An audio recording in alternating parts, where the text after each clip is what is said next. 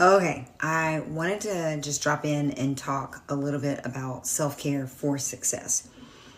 I think sometimes we think of self-care as this thing of like self-preservation, like in order to, survive, we've got to make sure that we're doing this self-care. But I like to think of self-care as a way that we set ourselves up as entrepreneurs, business owners to actually have longevity and success in our business.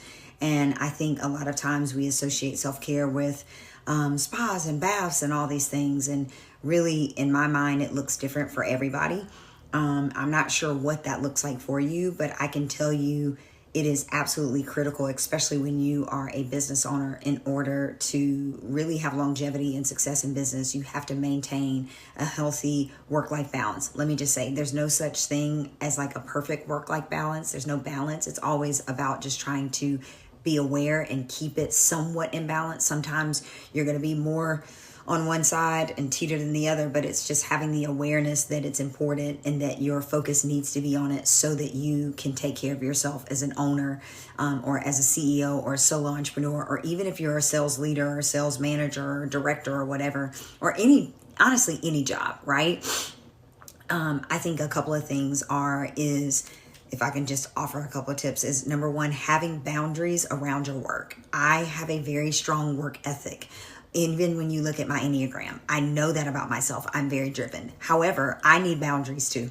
I need boundaries to make sure that I don't go and burn myself out and that I'm actually taking care of myself. So what I did was I designated one day out of the week where I just don't do admin. I don't take calls and I don't do admin because I need a day to just be present, right? Without being pinged or being on or whatever.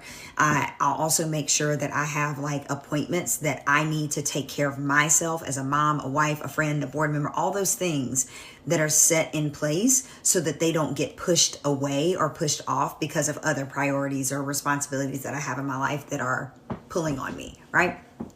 I also get my admin manager to actually hold me accountable to holding these boundaries and these commitments to myself.